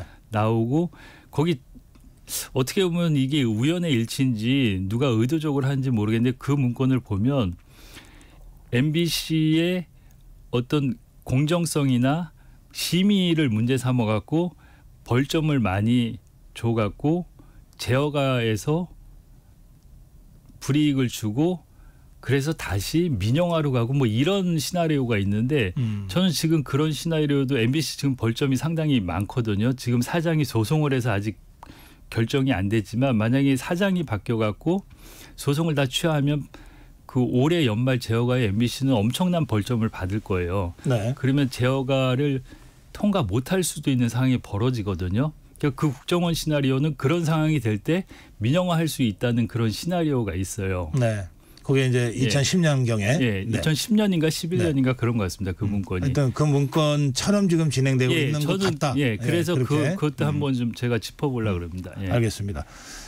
그런데 이제 또 일부 언론이긴 하지만 그 더불어민주당이 이진숙 후보자의 낙마를 정해놓고 청문을 하고 있다고 하는데 그런데 결정적 한 방은 없는 것 같다. 이런 식의 보도 보셨을 텐데요. 저는 결정적 한 방보다는 이진숙 후보자가 저는 공직자로 특히 장관급의 방통위원장이 방송의 독립성과 공공성을 지켜내야 되는 분인데 그런 자격이나 역량이 없다고 봅니다. 그리고 일단 어제 저는 놀란 거는 과거의 이진숙에 대해서는 묻지 마세요. 이런 식이었거든요. 과거는 제가 자연인일 때이기 때문에 어떤 발언을 했든지 SNS에 뭘 올렸든지 그거는 뭐 얘기할 가치가 없습니다. 이런 식의 반응을 하시는데 저는 이런 자세는 너무 위험하다고 생각을 해요. 아니 공직자로 나왔으면 그 사람의 삶과 인생 철학 그리고 이 사람이 그 분야의 공직자로서의 앞으로 역량이 있는지를 검증해야 되는데 과거를 다 부정하고 과거에 대해서 물어보면 다 뭐 얘기할 필요가 없다 그러고 미래에 대해서 물어보면 그건 가정이기 때문에 또 얘기를 못 한다 그래요. 네. 그럼 뭘 검증하라는 건지 모르겠어요. 이분에 대해서. 알겠습니다. 그 오늘 청문이 끝나면 그리고 하루 더 하지 않는다면 이제 청문 결과 보고서를 이제 채택하는 문제가 남는데 어떻게 생각하십니까? 저는 뭐 어제 한 것 같아서는 보고서 채택은 거의 불가능하다고 봐요. 뭐 공직자 특히 방통위원장으로서 인정하기 힘든 분이니까요. 네, 뭐 보통은 오늘 또 어떻게 뭐 하실지 오늘까지는 이제 봐야 되겠습니다만 어제 상황으로 봐서는 경과 보고서 채택 자체가 의미가 없다 이런 이제 생각을 갖고 계시다고 말씀하신 맞습니다. 거고요. 그런데 그 경과 보고서 채택이 안 되더라도 일정 기간 이제 법적인 요건을 갖추면 윤석열 대통령이 임명을 할 수 있지 않습니까? 저는 할 거라고 봅니다. 네, 할 거라고 그동안에 보시는군요. 하신 스타일이나 뭐 또 대통령의 어떤 입장을 보면 하실 거라고 봅니다. 네, 이제 그럴 경우에 또 더불어민주당에서는 이미 이동관 방통위원장, 김홍일 방통위원장에 대한 탄핵 소추를 진행해서 탄핵 당하기 전에 사퇴를 한 두 번의 경험이 있지 않습니까? 맞습니다. 그럼 이번 이진수 후보자 경우에도 결국 그렇게 갈 거라고 예상을 해도 되는 건가요? 저는 상당히 국민들이 보기엔 불행한 일이죠. 근데 그렇게 갈 수밖에 없다고 생각을 합니다. 이거를 이런 악순환을 계속 이거 세 번째 악순환이 현실화될 가능성이 이제 높은 걸로 지금 보이거든요. 의원님 말씀을 제가 들으면 이거 어딘가에서는 고리를 깨야 되지 않겠습니까? 맞습니다. 그건 맞는 말씀이시고 저는 이런 말씀을 드리고 싶어요. 전 윤석열 대통령의 공영방송에 대한 시각이 어떤가에 대해서 많이 고민을 해봤어요. 그러면서 윤석열 대통령이 유튜브를 많이 보신다 그러잖아요. 그래갖고 공영방송을 혹시 대통령께서 국영방송이라고 착각하고 계신 건 아닌가. 그러니까 정권에 대해서 협조적이고 같이 가고 이게 방송이고 그렇게 생각하지 않나. 전 그런 생각이 언뜻 들어요. 그러면서 공영방송은 독립적이고 오히려 그래야 되는데 국영방송은 뭐 국가의 정책을 따라가고 뭐 또 대통령에 협조하고 당연히 그래야 되는 그렇게 생각하는 거 아닌가. 그리고 좀 더 제가 확대하면 극우 유튜브처럼 정말 아주 밀착해서 대통령이나 정권이나 정책을 옹호해주는 그런 쪽의 역할을 공영방송이 해야 된다고 생각하시는 건 아닌가. 그런 생각을 하다 보니까 집착을 하게 되고 서로 갈등이 커지는 게 아닌가 그런 생각이 듭니다. 네. 그러면 지금 우리 이훈기 의원은 윤석열 대통령이 언론에 대한 어떤 관점을 좀 바꾸는 것이 이 악순환의 고리를 끊는 핵심 고리다 이렇게 그렇죠. 말씀하시는 거군요. 저도 그렇고 민주당에서도 대통령께서 이제 마지막 하나 남은 공영방송 MBC에 대해서 내버려둘 수 없다. 지금 저런 MBC는 그런 생각을 갖고 있는 게 아닌가. 그래서 MBC를 장악하든지 아니면 장악하지 못하면 없애버리기라도 해야 된다는 그런 강력한 의지가 있어 보여요. 하시는 일을 보면 저렇게 밀어붙여서 방통위도 5인 합의제인데 2인 체제 그것도 어느 때는 결정을 한 명이 해야 되는 건데 무리해서 두 명이 하고 그리고 계속해서 그 탄핵 직전에 방통위원장을 계속 바꾸고 이런 의지를 보면 그렇게 저는 판단할 수밖에 없습니다. 알겠습니다. 그 오늘 국회에서는 방송사법과 그 해병대원 특검법 재표결이 있지 않습니까? 그러면 과방위에서는 인사청문회를 하고 있는데 예컨대 본회의장에서는 해병대원 특검법 재표결을 한다 그러면 어떻게 되는 겁니까? 잠깐 회의를 중단합니까? 예, 정회하고 갈 것 같습니다. 그리고 상황이 어떻게 전개될지는 뭐 아직 정확히 모르니까요. 근데 뭐 필리버스터를 한다니까 필리버스터하면 뭐 다가 있지는 않으니까요. 필리버스터를 할 경우에는 인사청문회는 계속 할 것 같고요. 해병대원 본회의 표결이 있을 경우에는 잠시 정회하고 본회의장에 그렇게 가고 될 것 같습니다. 그렇게 될 것 같다는 것이죠.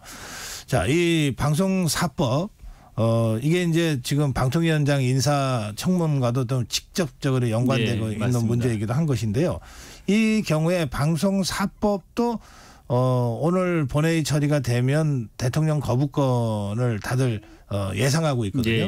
그 문제는 어떻게 보십니까? 저는 아까 이제 탄핵과 똑같이 이것도 악순환의 연속이지 않습니까? 네. 뭐 통과시키고 네. 거부권 행사하시고. 근데 저는 이거는 국민들이 판단할 거라고 생각합니다. 지금 거부권 행사하신 게 계속 늘어나고 있지 않습니까? 그리고 최혜병 특검은 벌써 몇 번째 거부권, 이번까지 하면 3번째가 되는 건가요? 그렇게 되는데, 그리고 방송법도 그러고, 이게 저는 누적이 되면 정권이 국민들한테 자유롭지 못할 거라는 생각이 듭니다. 그리고 제가 이제 지역구가 인천 남동을인데, 제가 매주 금요일 동네 한 바퀴라고 해서 이제 저녁에 한 뭐 3시간 5시간 동네를 돌아요. 그러면서 네. 많은 분들 뭐 식당도 가고 뭐 맥주집도 가고 하면서 앉아서 대화를 하는데,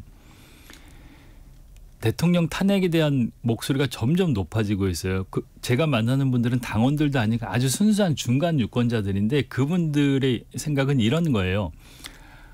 아, 민주당을 찍어준 거는 민주당이 잘나서 찍어준 게 아니고 민생을 살리라고 찍어준 거다. 당신들 잘해야 된다, 민주당. 그 충고를 많이 하세요. 그런 다음에 또 하는 게, 대통령을 잘못 뽑았는데 너무 살기가 힘들다. 이거는 대통령이 책임져야 된다. 근데 계속 이렇게 가다가는 대통령도 대통령이지만 우리나라가 회복 불능의 상태에 가면 어떻게 하냐. 경제도 그렇고 서민들은 정말 너무 힘들다. 뭐 상인들은 더 그러시고, 그러면서 대통령에 대한 불만이 점점 높아가고 있어요. 제가 이거를 8주째 하고 있는데 8주 전 한 주 한 주 달라지고 있어요. 이 민심이. 근데 이런 민심에는 이런 거부권 행사도 계속 작용을 한다고 봐요. 예. 대통령. 예. 그 동네 한 바퀴요? 예. 그 22대 국회 등원하면서 바로 예. 시작하셨던 것 같으네요. 예, 알겠습니다. 시간이 다 돼서 또 지금 인사청문회 10시부터 더 시작되니까 맞습니다. 이제 보내드려야 되겠네요. 마무리 짧게 인사 한 말씀만 하시죠. 예. 저는 그 민주당이 이제 일하는 국회를 얘기했는데, 일부에서는 또 독주를 한다 그러는데, 과방위 같은 경우는 이래요. 국민의힘 의원들이 민주당은 어떻게 해도 회의를 열고 일을 하기 때문에 거의 포기 상태세요. 그래서 저는 일하는 국회가 만들어졌다고 생각을 하거든요. 과방위 같은 경우에는. 그래서 저는 국회 법에 따라서 일하는 국회로 가는 게 당연하고, 그걸 다수당의 횡포라고 얘기하는 건 저는 국민들이 판단할 거라고 생각을 하고, 그리고 저는 국민의힘이 좀 더 국정의 역할을 하시고 대통령한테도 좀 직언을 하시면서 그 국회의 파트너로서 나라를 좀 건강하게 이끌어가는데 같이 역할을 하셨으면 좋겠어요. 민주당만 독주한다고 그렇게 질책하시지 말고. 예. 알겠습니다. 예, 오늘 말씀 여기까지 듣겠습니다. 예. 고맙습니다. 네. 예, 더불어민주당 이훈기 의원이었습니다.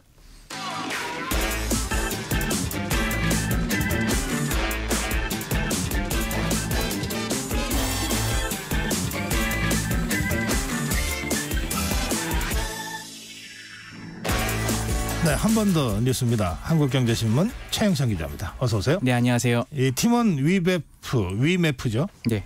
이게 사태가 점점 커지고 있네요. 그렇죠. 아까 저기 브리핑 시간에도 잠깐 언급된 걸 제가 봤는데, 네. 한번 좀 개괄적으로 설명을 드릴게요. 이 싱가포르에 본사를 둔 큐텐 그룹이라고 있어요. 네. 이 큐텐 그룹이 이제 온라인 쇼핑몰, 티몬, 위메프 뭐 각종 여러 가지 운영을 하는데, 이게 이 쇼핑몰은 일종의 플랫폼이어서 그 안에 이제 판매자들, 각종 여러 개인 사업자 판매자들이 들어와서 파는 방식이거든요. 그래요. 예. 그럼 이제 판매자들이 플랫폼에 들어와서 물건을 팔다 보니, 그럼 플랫폼은 약속한 날짜에 판매자들한테 대금을 이제 지급을 해줘야 되는 거예요. 그렇죠. 근데 이 지금 대금 정산금이 제대로 지급되지 않고 있는 겁니다. 그래서 지금 이대로라면은 티몬과 IMF가 지급 불능 상태에 이르는 것 아니냐, 이런 우려가 지금 계속 커지고 있는 상황이 벌어지고 있습니다. 이게 꽤 유명한 쇼핑몰 플랫폼이잖아요. 그렇죠. 예. 어떻게 이런 일이 벌어지죠? 그러니까 사실은 이름값은 있지만 그 둘 다 자본 잠식 상태였던 거예요. 그러니까 일종의 지금 회사 돌려막기를 해오고 있었던 건데요. 결론적으로 말씀드리면 좀 과정을 설명드리면은, 그러니까 티몬이 이 자기 회사의 어플과 또 홈페이지에 이제 물건이 팔리면은 그달 말일 기준으로부터 한 40일 이내에 판매자들한테 정산을 해주고 있었어요. 네. 그러니까 예를 들어서 5월 말에 팔린 상품은 7월 10일이 정산 기일인 건데, 만약에 5월 1일에 판매했다고 하더라도 그러면 이제 이건 70일 가까이 정산금이 이제 밀리도 되는 거거든요. 네. 어쨌든 그런 식으로 티몬이 보유하고 있다가 수수료를 일부 떼고 판매자들한테 지급을 해왔습니다. IMF도 해당 월에 이제 말일 기준으로 2달 후에 그 7일 매월 7일에 정산을 해왔는데, 네. 근데 이제 정산금을 좀 다른데 썼다거나 또 뭐 판매액이 감소해서 자금이 부족해지면 이제 문제가 벌어지는 거죠. 티몬과 IMF가 모두 자본 잠식으로 지금 자기 자본은 바닥난 상태고요. 그래서 금융사 외부 자금은 지금 끌어다 쓰는 게 사실상 불가능한 상태에서 계속 이런 식으로 사업을 돌려막기식으로 벌여왔던 겁니다. 소비자들은 돈을 냈고, 네. 그다음에 돈 받을 판매자들은 저기 있고, 예. 2달간 이 플랫폼이 이 돈을 가지고 있고. 있다가 이제 주는 건데, 그러면서 이제 저 수수료도 떼는데, 그렇죠. 이걸 딴 데서 쓸 가능성이 있다. 회사가 운영이 어려워지니까. 예. 그러면 이거 횡령인데요. 지금 그럴 가능성도 지금 조심스럽게 제기되고 있습니다만 아직 지금 금융당국 조사가 이루어지진 않고 있어서 지금 상황을 좀 봐야 합니다.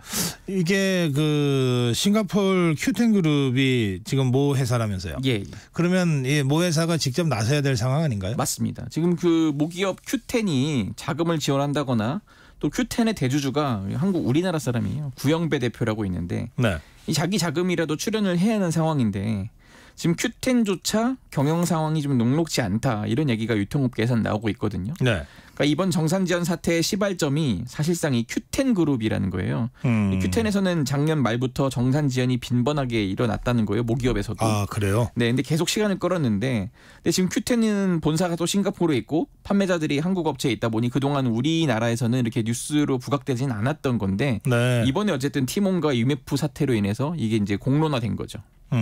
그런데 큐텐그룹은 또 사업은 또 계속 확장하고 있다면서요? 네, 그래서 지금 이제 판매자들도 이제 의심의 눈초리를 보이는 건데, 그러니까 이 큐텐그룹이 뭐냐면은 국내 첫 오픈마켓인 그 G마켓이라고 있습니다. 예. 이 창업자 구영배 대표가 세운 회사인 건데, 이 구 대표가 G마켓을 미국 이베이에 먼저 매각을 했고요. 그 다음에 싱가포르로 건너가서 이 큐텐을 창업합니다. 그러면서 이제 원래 매각 당시에 한국에서는 10년 동안 이 경업을 하지 말아라 뭐 이런 조항이 있어서 그동안 동남아 중심으로 사업을 해왔고요. 네. 근데 이제 그 기간이 끝나니까 한국에 들어와서 뭐 티몬이라든지 인터파크 커머스, 위메프 이런 걸 사들였고요. 최근에는 뭐 위시, AK몰 이런 걸 또 인수를 합니다. 근데 이제 온라인 상거래 플랫폼을 잇따라 인수하면서 큐텐의 규모를 키운 다음에 뭐 미국 나스닥에 상장하려는 것 아니냐 이런 좀 원대한 꿈을 갖고 있던 것으로 파악이 되고 있는데, 네. 그런데 정작 이 판매자들한테 대금은 못 주면서 올해도 이 새로운 회사들을 인수하다 보니까 판매자들이 보기에는 저거 우리한테 줘야 할 돈 저거 다른 회사 인수한다고 쓴 거 아니야? 이런 식으로 그런 지금 보고 있는 의심이 겁니다. 제기될 수밖에 없겠네요. 그렇군요. 예. 그러면 이 피해자들이 많이 생기는 것 같은데 네. 어떤 피해자들이 있습니까? 주로 지금 이제 여행 상품들이 지금 강조가 되고 있는데요. 네. 그 날벼락을 맞았을 때 여행사 입장에서도 그 교원 투어 같은 경우에는 이 티몬과 UMF에서 구매한 여행 상품 중에 이달 28일 안쪽으로 출발하는 상품들은 정상적으로 출발을 진행하는데요. 네. 29일 이후 출발하는 여행 상품에 대해서는 이 티몬과 UMF에서 취소한 다음에 여행사에서 지금 재결제를 하시라 좀 이런 식으로 강조한 거예요. 왜냐하면 결제 대행도 이제 갑자기 다 취소가 되고 네. 뭐 신용카드도 이용 못하게 하고 이런 식으로 이제 벌어지니까 그러면 이 판매자들 입장에서는 야 이거 우리 이거 돈 못 받게 생겼다 이거 다시 하셔라 좀 이런 식으로 좀 안내를 하고 있고요. 다른 여행사들도 마찬가지입니다. 지금 25일에 출발하는 상품부터 그래. 고객들한테는 지금 재결제를 안내하기 시작했습니다. 지금 상당수 소비재 판매도 이 플랫폼들을 통해서 중단이 되고 있고요. 네. 그 또 할인 판매했던 그 상품권들 이것도 지금 사용이 막혀가지고 지금 환불해달라 지금 이런 요구가 계속 빗발치고 있는 상황입니다. 정부가 어떤 형태로든 개입해야 되겠네요. 그렇습니다. 지금 어쨌든 대통령실 관계자도 지금 피해가 커지지 않도록 공정거래위원회와 금융당국을 통해서 신속하게 좀 상황을 파악하고 대응 방안 검토했다고 했고요. 예. 공정거래위원장은 어쨌든 소비자 피해가 가장 중요하니까 그걸 모니터링을 시작했고 이 분쟁 조정 기능 활용한 방안 검토 중이라고 있습니다. 네, 여기까지 하겠습니다. 한국경제신문 최영찬 기자였습니다. 감사합니다.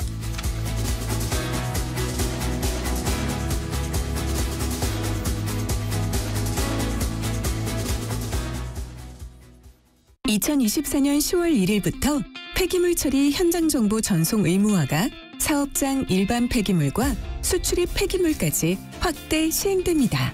사업장 폐기물의 올바른 처리와 안전하고 투명한 관리를 위해 꼭 기억하세요. 폐기물 수집 운반자는 차량의 실시간 위치 정보를, 폐기물을 처분하거나 재활용하는 자는 반입된 폐기물의 중량과 함께 촬영된 영상 정보를 실시간으로 전송해야 합니다. 보다 자세한 사항은 폐기물 처리 현장 정보 관리 시스템 홈페이지를 참고하세요. 이 캠페인은 환경부와 한국환경공단이 함께합니다. 잠시 후 8시 반부터 일부 지역국에서는 해당 지역 방송을 보내드립니다. 워렌 버핏은 가치 투자, 필립 피셔는 성장주 투자, 피터 린치는 장기 투자. 방법은 달라도 목표는 하나. 성기영의 경제쇼가 성공의 길로 안내합니다.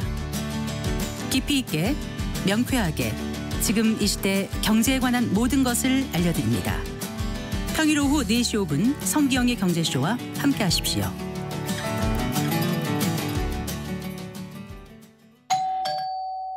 편지 왔습니다. 퇴근길 지친 당신에게 힘이 되는 뉴스를 전해드립니다.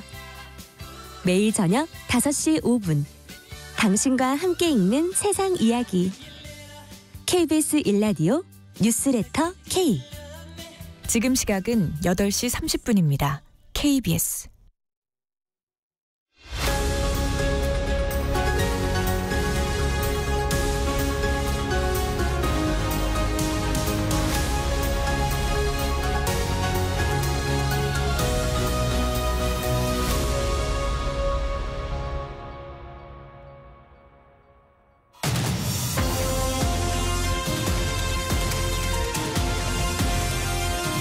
네, 매주 목요일 경제를 향해 성큼성큼 다가가는 진격의 경제입니다.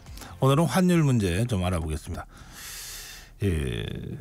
1달러당 1,400원까지 근접한, 그러니까는 우리 원화가 지금 굉장히 약세인 이런 상황, 이게 앞으로 어떻게 될 것인지 좀 짚어드리겠습니다. 서강대학교 경제대학원 김영희 교수 나오셨습니다. 어서 오세요. 네, 안녕하십니까. 네. 이게 지금 우리가 원화 약세인 거죠? 예, 그렇습니다. 그것도 좀 심각한 약세입니까? 심각한 정도는 아닌데요. 네. 원화 가치가 우리 경제력에 비해서 지나치게 좀 저평가됐다. 네. 그렇게 평가할 수가 있습니다. 좀 달러당 1,380원 안팎인데요. 네. 여기서 문제는 환율이 더 오를 것인가, 일부에서는 1,400원도 넘을 것이다. 네. 이런 전망도 하고 있는데요. 예, 저는 환율을 결정하는 여러 가지 요인을 볼 때 지금 지나치게 높고 여기서 올라가기보다는 앞으로 더 떨어질 가능성이 높다. 원화 가치가 오를 가능성이 더 높다. 그렇게 저는 보고 있습니다. 네. 이게 이제 어쨌든 우리 원화의 가치가 적정 수준으로 평가되는 것이 정상적 환율 아닙니까? 예, 예. 그럼 교수님 생각하시기에는 이게 어느 정도가 정상이라고 보시는 건가요? 예, 저는 1,150원 정도가 적당한 수준이 아닌가 그렇게 생각하는데요. 만약에 그 기준으로 보면 상당히 높게 지금 저평가되어 있는. 예, 그렇습니다. 예, 그런데 환율이라는 거는 적정 수준은 그 시기에 따라 계속 달라지고요. 어떤 경제 변수를 사용하느냐 이렇게 달라지는데요. 제가 우리 환율을 결정하는 미 달러 지수, 경상수지, 한미 금리 차 이런 걸 고려하면 그 정도가 적정 수준이고요. 적정 수준이 얼마나 차이가 있냐면 영국의 디 이코노미스트라는 경제 주간지가 있거든요. 네. 이게 1년에 2번씩 빅맥 지수라는 걸 발표해요. 예, 빅맥. 예, 빅맥이라는 햄버거가 있지 않습니까? 맥도날드. 예. 그거는 세계 어디서나 가격이 같아야 된다는 거죠. 그렇죠. 그런데 우리나라에서 5,500원입니다. 네. 미국에서는 5달러 69센트예요. 그러니까 미국서 빅맥 하나 살 돈 5달러 69센트하고 우리 돈 5,500원하고 가치가 같아야 된다는 겁니다. 그러면 1달러당 967원이 적정한 일이 돼요. 아하, 지금 환율하고 굉장히 괴리가 있는 환율이죠. 제가 이런 말씀을 드린 거는 그만큼 적정한 환율은 추정하기가 힘들다. 알겠습니다. 어쨌든 우리 김영희 교수님 생각으로는, 기준으로는 조금 지나치게 많이 저평가되어 있다. 예, 그렇습니다. 자, 이렇게 되면 우리 경제에 어떤 영향을 주는 겁니까? 우선 환율이 높으면 긍정적인 측면, 부정적인 측면이 있는데 네. 부정적인 측면은 환율이 높으면 우리가 수입을 비싸게 해야 됩니다. 네, 그래서 원자재 가격이 오르니까 물가가 높을 수가 있고요. 네, 그리고 달러로 표시된 우리 1인당 국민소득이 줄어들어요. 네, 그래서 2021년에 우리나라 1인당 국민소득이 37,900달러 정도 됐는데요. 환율이 오르다 보니까 작년에는 36,200달러로 오히려 1인당 국민소득이 줄어들어 버렸습니다. 아하, 이런 것들이 부정적인 측면이라고 볼 수가 있고요. 환율이 높으면 이게 수출은 잘 되죠. 예, 그래서 달러를 벌어오면 그만큼 이익이 크니까. 예, 수출이 미국으로 지금 잘 되고 있고요. 네. 예, 그다음에 달러를 벌어와가지고 원화로 바꾸니까 원화가 많아지거든요. 그래서 우리 수출 기업들의 이익이 증가합니다. 아하, 예. 예, 그리고 환율이 높으니까 외국인들이 우리 주식을 많이 사거든요. 네. 예, 올 상반기 들어가지고 외국인들이 우리 주식을 23조 원 정도 순매수했는데요. 이거는 역사상 최고치입니다. 상반기 기준으로 보면. 예. 외국인들이 보기에는 환율이 너무 높다. 한국 돈 가치가 너무 낮다. 그래서 우리 주식을 사면은 주가도 오르면 이익을 볼 수가 있고요. 또 우리 돈 가치가 오르면은 외국인들은 한 차익을 볼 수도 있습니다. 네. 그래서 환율이 높으니까 올해 외국인들이 우리 주식을 많이 샀다. 그렇게 볼 수도 있습니다. 이 OECD 회원국 중에서도 우리나라가 지금 최하위권인가요? 예, 그렇습니다. 그 실질 실효 환율이라고 BIS 국제결제은행에서 예, 그 나라 통화 가치를 평가하거든요. 네. 실질 실효 환율이라는 것은 뭐냐면은 우리가 지금 1달러당 1,380원 이거는 명목 환율이에요. 아, 그래요. 예, 근데 네. 실질 실효 환율이라는 것은 교역 상대국의 물가도 고려하고 그다음에 가중치를 둬요. 예, 그래가지고 환율의 적정 수준을 평가하는데요. 예, 그런데 2020년을 100으로 하는데 우리가 지금 올 5월 보니까 95 정도 우리 돈 가치가 한 5% 떨어졌다는 겁니다. 예. 예, 그런데 우리보다도 훨씬 더 많이 떨어진 나라가 우리 이웃이에요. 일본? 일본이죠. 일본이 지금 69 정도 됩니다. 그래 심각하네요. 거기. 네, 심각하죠. 일본 통화 가치가 지나치게 저평가된 겁니다. 네. 네, 그리고 중국도 91이에요. 우리보다도 더 떨어졌습니다. 그럼 아시아에서는 우리가 비교적 선방하고 있다 이렇게도 예, 볼 수 있는 다른 겁니까? 이제 OECD 다른 국가에 비해서는 우리 돈 가치가 떨어졌는데 뭐 일본이나 중국에 비해서는 그래도 우리가 선방하고 있는 거죠. 아, 그렇군요. 예, 예. 예. 그럼 이게 다시 정상적으로 지금 우리 김혜 교수님 말씀하시는 그 기준으로 다시 수렴이 될까요? 예, 저는 시간이 가면 수렴하리라 보고 있습니다.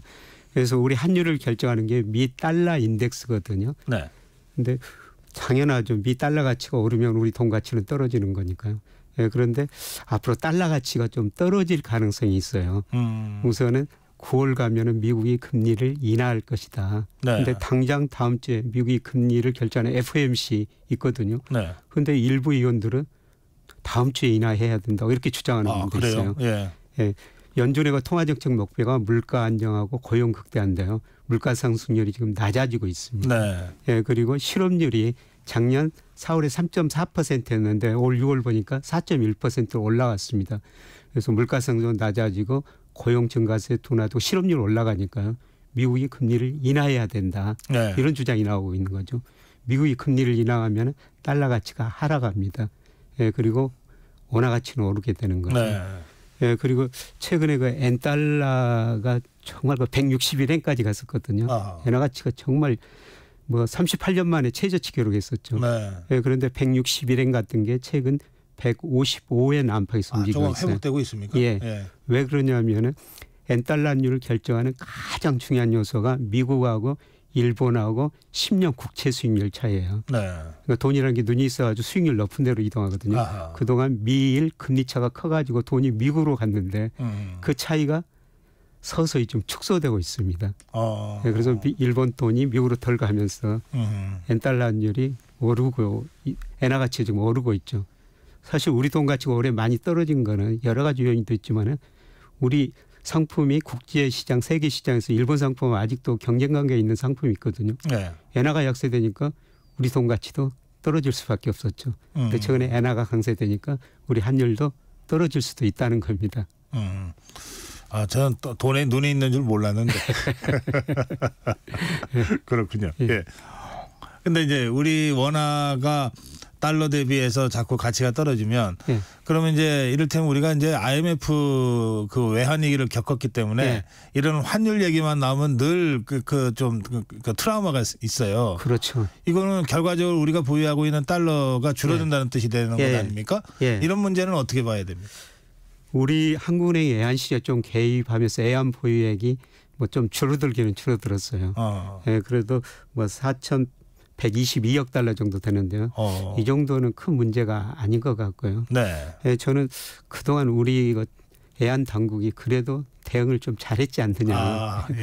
왜 엔화 약세되고 위안화 약세되는데 우리 돈 가치도 어느 정도 같이 가야 되거든요. 그래서 수출 경쟁력을 유지하고 있죠.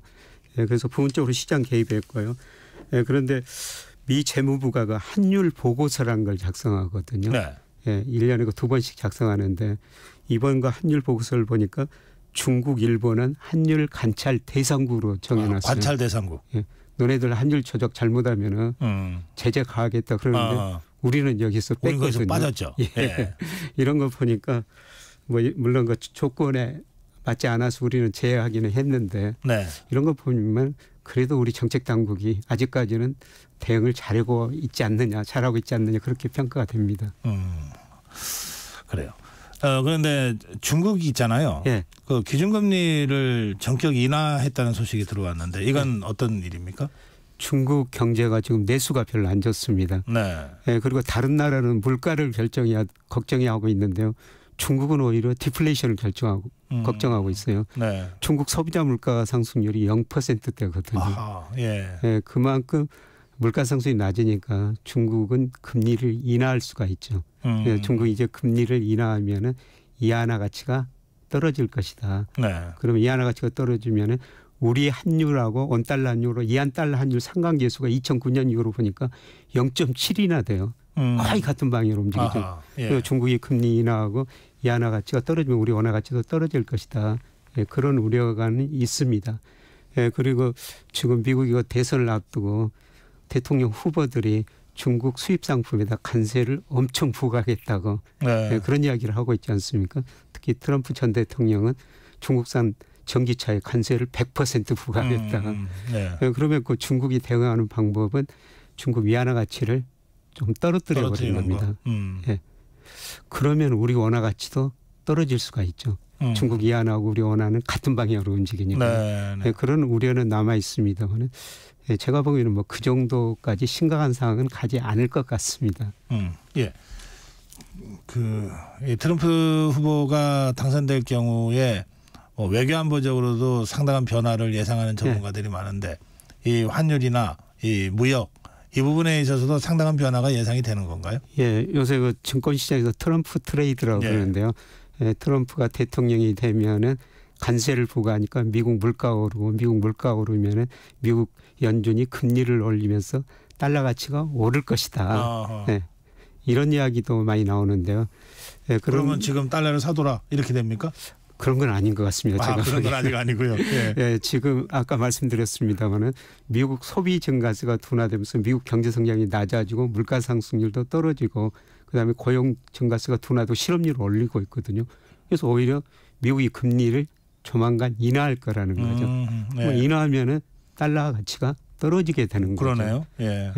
그래서 트럼프가 어떤 정책을 쓰든지 물론 환율에 영향을 미치지만은 환율이라는 것은 경제 펀더멘털을 더 많이 반영하고 있습니다. 알겠습니다. 아까 점진적으로 우리 가치가 오르긴 오를 거다 그러셨는데요. 그래서 이제 그 이른바 그 좀 정상적 기준치까지로 이제 수렴해 갈 거다 장기적으로는. 그러면 이제 투자자 입장에서는 그런 전망을 하면 어떻게 대응을 해야 됩니까? 지금 우리 투자자들 우리 주식시장이 너무 안 좋고 미국만 오래 좋았었거든요. 그러니까 우리 주식 안 하고 미국 주식만 엄청 사고 계시죠. 그런데 환율을 꼭 고려하셔야 될 것 같습니다. 그런데 우리 돈 가치는 저평가돼 있고 미국 돈 가치는 고평가돼 있습니다. 우리 돈 가치가 더 오를 수가 있다는 거죠. 그래서 미국 달러 지수가 떨어질 때는요. 미국 주가보다 우리 주가가 상대적으로 좀 많이 올랐어요. 그래서 우리 투자자들은 지금 꼭 환율을 고려하면서 투자해야 되는데요. 앞으로 달러 가치가 제가 보기에는 떨어질 가능성이 높다는 겁니다. 그래서 미국 주식만 너무 많이 하지 마시고요. 미국 주식 조금 줄이시고 이제는 저평가된 우리 주식을 조금 더 비중을 늘리셨으면 좋을 것 같다는 생각이 듭니다. 중장기적인 추세가 그렇다는 거니까. 그렇습니다. 막 오늘 급하게 막 이렇게 움직이지 않으셔도 그렇습니다. 되는데. 중장기적인 추세입니다. 알겠습니다. 그 지금 좀 정리를 해주시면, 우리 그 환율은 이제 장기적으로는 이제 우리 가치가 좀 올라가는 방식으로 이동하게 될 것이고, 그렇게 되면 우리 주식 시장도 조금 더 활성화가 될 가능성이 많고, 그러면 조금 투자도 좀 균형 있게 지금부터 서서히 미세 조정을 시작해가는 게 좋겠다. 그러니까 올해 외국인들이 우리 주식을 상반기에 23조 원 샀는데요. 외국인들이 보기에는 한국 주식도 저평가돼 있다. 원화 가치도 저평가돼 있다. 그러니까 한국 주식을 사놓으면 주가가 오르서 이익을 보고 또 원화 가치가 올라서 두 쪽에서 이익을 벌 수 있다. 외국인들이 저는 그런 기대를 가지고 우리 주식을 많이 사고 있다는 겁니다. 그런 분석을 하고 있다는 걸 참고하셔라. 말씀 잘 들었습니다. 고맙습니다. 고맙습니다. 네, 서강대학교 김영희 교수였습니다. 이 시각 출근길 교통정보입니다. 최대를 보인 출근 정체는 이제 서서히 풀려가고 있습니다. 서울시내 동부간선도로 성수분기점 쪽으로 성수분기점 부근 2차로에는 여전히 고장난 차가 서 있는데요. 원릉분기점부터 더딘 흐름 이어지고 있습니다. 수도권 제1순환고속도로 판교에서 구리 쪽으로 송파 부근 1차로에서도 고장난 차를 처리하고 있고요. 더 가서는 서안암 일대로 속도 줄여 지납니다. 반대 판교에서 일산 쪽으로 산본 부근에서는 4차로와 5차로를 막고 작업을 하고 있어서 부근 2km 구간에서 정체입니다. 이후로는 소리터널에서 중동 사이와 또 김포요금소에서 자유로 사이로 더디게 지납니다. 서해안고속도로 서울 방면으로 서평대분기점 부근 1차로에서는 장애물을 처리하고 있습니다. 이후로는 광명역에서 금천까지 지나는 차량들이 많습니다. KBS 교통정보센터에서 김민희였습니다.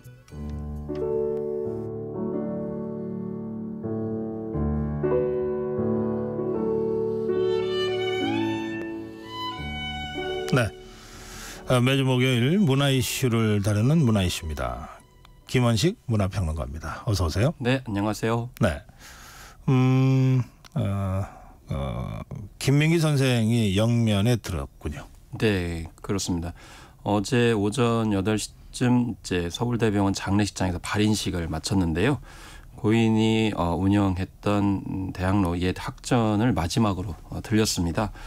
유족과 지인들은 김광석 노래비가 설치된 이 학전 화단에 영정을 세워놓고 묵념을 했는데요.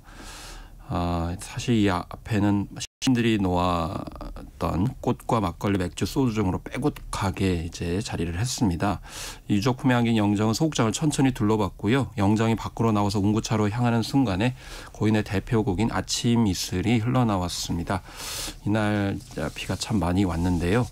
색소포니스트 이인권 씨가 김민기 씨의 아름다운 사람을 연주하면서 다시 또 울음바다가 됐습니다.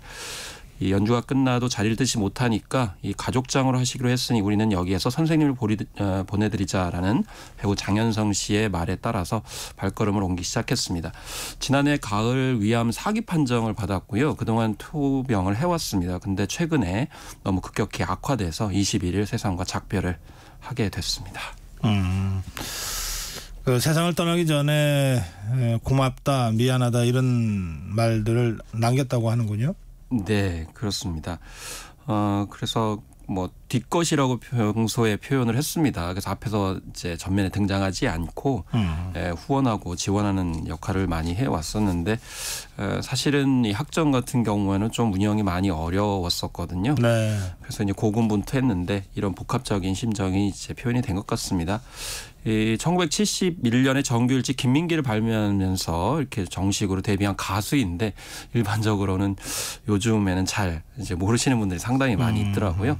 기후의 아침 이슬, 꽃 피우는 아이, 봉우리, 내 나라 내 결의의 곡을 발표하면서 눈길을 많이 끌었고 그다음에 이제 가수 활동을 못하는 그런 좀 시기도 있었거든요. 이때는 익산에 내려가서 농사도 짓고 또 봉제 공장에서 일하기도 하면서도 금관의 예수, 아구, 공장의 불빛과 같은 그런 작품들을 계속 이제 발표해왔고 이 학전이라고 하는 소극장은 91년에 이렇게 문을 열게 되면서 여기에 뭐 지금 내노라 하는 뭐 장현성 씨도 언급했습니다만은 설경구 그리고 황정민 씨 같은 배우들을 배출했던 곳에서 이제 활동을 해오셨는데 사실은 요즘에 표준계약서 얘기 많이 하잖아요. 그런데 이미 가난한 예술계들한테 정당한 대가를 보장하기 위해서 계약서를 이미 수십 년 전부터 이제 작성을 해왔고 특히 재정난에 시달렸지만 어린이와 청소년을 위한 공연을 계속 지속적으로 해왔던 그런 활동 업적을 남겼습니다. 네. 제 고등학교 선배시기 때문에 고등학교 축제 때 김민기 선생이 그 후배들을 위해서 공연하러 왔던 거가 제가 김민기 선생을 처음 만난 그때니까 벌써 한 50년 전인 것 같습니다. 예. 예, 좀 기억이 새롭네요. 이수만 전 SM 총괄 프로듀서가 그 유적 측에 식사비로 5천만 원을 내놨는데 이걸 돌려줬다고요? 네, 당초에 유족 측에서는 조의금과 조화를 받지 않겠다라고 공지를 했거든요. 네. 그래서 이수만 프로듀서는 식사비 명목으로 돈을 전달했는데 이것도 이제 애초에 고인의 뜻에 부합하지 않는다라고 하면서 돌려줬습니다. 사실 고인의 조카인 김성민 학전 총무팀장은 이제 기자 간담회에서 학전이 폐관하면서 저희 선생님 응원하시나 많은 분들이 알게 모르게 십시일반 도와주셨다. 충분히 가시는 노잣돈을 마련하지 않으셨을까 이렇게 애들로 표현했는데 네. 이수만 프로듀서도 역시 3월 학전 폐관 당시에 마무리 작업을 위해서 필요한 1억 원이 넘는 돈을 이미 쾌척한 바가 있습니다. 어쨌든 고인은 이제 조의금과 조화를 받지 않겠다는 것이었기 때문에 아무리 좋은 뜻이라 하더라도 이렇게 되돌려준 사연이 알려지게 됐습니다. 네. 네, 노래비가 있습니까? 네, 노래비가 있는데요. 아무래도 굉장히 상징적인 노래비입니다. 이 내 나라 내 결의 노래비가 그 노래? 울릉군 네 있습니다. 천부리에 있는데요. 안영복 선생의 기념관이 여기에 있는데 거기에서 도가 잘 보이는 쪽에다가 설치를 해놨습니다. 사실 김민기 선생의 노래는 굉장히 많은데 노래비가 이렇게 많이 또 있지는 않은 그런 역설이 있는데요. 그래서 이 노래비가 새삼스럽게 또 부각이 많이 되고 있는데 아무래도 우리나라 참 뭐 정치 경제 좀 어려운 점이 있는데 이 내 나라 내 결의를 통해 가지고 어떤 통합적인 그런 가치들을 한 번쯤 떠올려 볼 수 있는 그런 이제 사안이 되겠습니다. 이 내 나라 내 결의가 보라동해 이렇게 시작하는 그 노래입니다. 네, 그렇습니다. 누구의 앞길에 훤히 비치나. 예. 근데 우리 앞길을 좀 여전히 많이 비춰주지 않을까 싶습니다. 이 학전은 이 아르코 꿈밭 극장 어린이 청소년 공연장으로 지금 이름을 바꿔서 재개관합니까? 그렇습니다. 아마 이제 작년에 이제 위암 판정을 받고서 이제 결심을 하신 것 같은데요.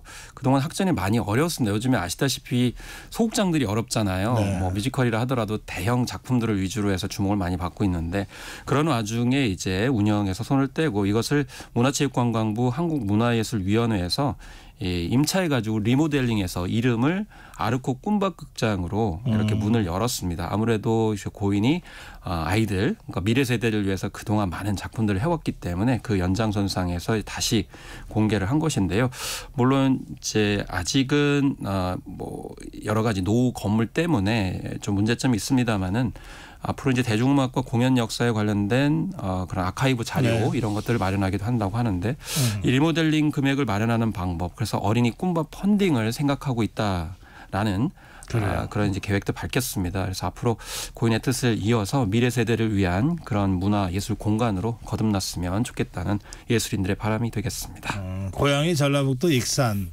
시인데요. 네. 익산시. 네. 네. 익산에서 태어나셨죠. 네. 공원 조성을 추진한다고요? 그렇습니다. 아무래도 추모공원 건립을 하게 되는데요. 지역 출신 예술인인데 지역 예술인과의 논의로 추모 공간을 이제 마련하겠다 이렇게 밝혔습니다. 그래서 앞으로 여기에서는 그냥 추모 공간뿐만이 아니고 좀 공연도 열리는 그런 복합 문화 공간이 되면 더 지역 문화예술 발전을 위해서 더 좋지 않을까 이렇게 생각을 해봅니다. 예. 자, 이 연예인들의 경호 문제가 계속 지금 논란을 불러일으키고 있는데요. 이번에 크래비티 팬이 경호원한테 폭행을 당해서 뭐 뇌진탕 입었다 이런. 네. 지난주에 이제 변석 배우 측의 경호원들이 좀 무리하게 조치를 취하는 바람에 황제의 경호 논란이 있었는데요.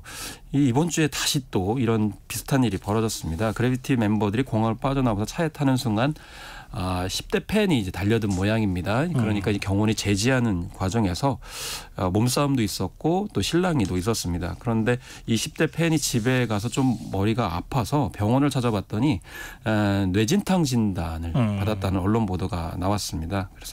그래서 이제 실제로 영상 CCTV를 보니까 경호원에게 밀쳐 넘겨진 팬들이 다수 있었다는 겁니다. 그래서 한 명만이 아니고 여러 명이었기 때문에 앞으로 이제 논란이 더 있을 수 있을 것 같습니다. 네, 그 크래비티 소속사가 입장 발표했습니까? 그렇습니다. 적절치 못한 행동을 무리를 일으켰다 이렇게 인정을 했습니다. 그래서 바로 그 경호업체와 협력 관계를 종료했다 이렇게 밝혔습니다. 그리고 재벌 방지를 위해서 경호 프로토콜 그리고 교육 절차를 마련해 가지고 이제 아티스트와 팬의 안전에 만전을 기하겠다 이렇게 밝혔습니다. 아무래도 가이드라인이라든지 현장에서 어떻게 숙지를 해가지고 경호 대처를 해야 되는지에 대해서 전문적으로 지금 경호업체가 없는 상황이야. 그러니까 그때 이제 경호업체들을 하다 보니까 결국 팬들을 어떻게 이제 대해야 되는지에 대해서 기본적인 훈련이 좀 부족한 것이 사실이기 때문에 네. 이런 점들을 앞으로 소속사 기획사들이 만전을 기하지 않으면 똑같은 일들이 계속 반복될 수 있다고 볼 수가 있겠습니다. 그래도 네티즌들은 비판의 목소리를 계속 내고 있는 것 같습니다. 일단 뇌진탕 걸렸는데 이 뇌진탕 걸린 이 팬에 대해서 어떻게 조치를 할 것인지에 대해서는 입장을 밝히지 않은 거예요.